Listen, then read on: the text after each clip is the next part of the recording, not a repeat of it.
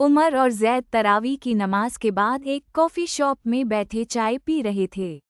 رمضان کا بابرکت مہینہ شروع ہو چکا تھا اور ہر طرف عبادت کا ماحول تھا۔ زید، میرے والد صاحب کی طبیعت کچھ عرصے سے ٹھیک نہیں اور ڈاکٹر نے انہیں روزہ رکھنے سے منع کر دیا ہے۔ اللہ انہیں صحت دے۔ لیکن کیا تمہیں معلوم ہے کہ جو لوگ کسی مجبوری کے باعث روزہ نہیں رکھ سکتے وہ فدیہ ادا کر سکتے ہیں؟ فدیہ، یہ کیا ہوتا ہے؟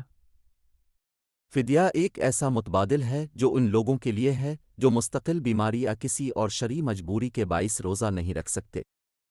اس میں ہر روزے کے بدلے ایک مسکین کو کھانا کھلانا ہوتا ہے۔ اور یہ کیسے ادا کیا جاتا ہے؟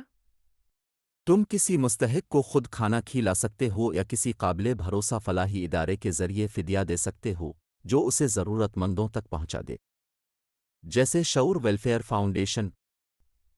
یہ تو بہت آسان طریقہ ہے۔ میں فوراً اپنے والد صاحب سے بات کروں گا اور ان کا فدیہ ادا کرنے کا بندوبست کروں گا۔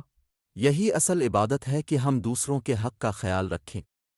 دونوں دوستوں نے چائے ختم کی اور نیکی کے اس کام کو انجام دینے کے عزم کے ساتھ اٹھ کھڑے ہوئے۔ اگر کسی بندے کو فدیہ ادا کرنا ہو تو وہ مستحق افراد کیسے ڈھونڈے گا؟ بہت آسان ہے۔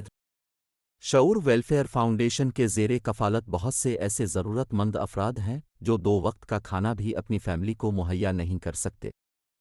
شعور کی ویب سائٹ shaur.org.pk پر فدیہ کا فارم بھریں اور شعور ٹیم آپ کا فدیہ مستحقین تک پہنچانے کی ذمہ دار ہے۔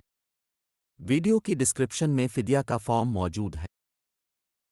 شعور ویلفیئر فاؤنڈیشن ایک رجسٹرڈ ادارہ پاکستان بھر میں فلاحی منصوبوں کے ذریعے انسانیت کی خدمت کر رہا ہے۔ صدقات، زکوٰۃ اور عطیات کے لیے ڈسکرپشن میں فارم کا لنک موجود ہے۔ عطیہ کریں اور خیر بانٹیں۔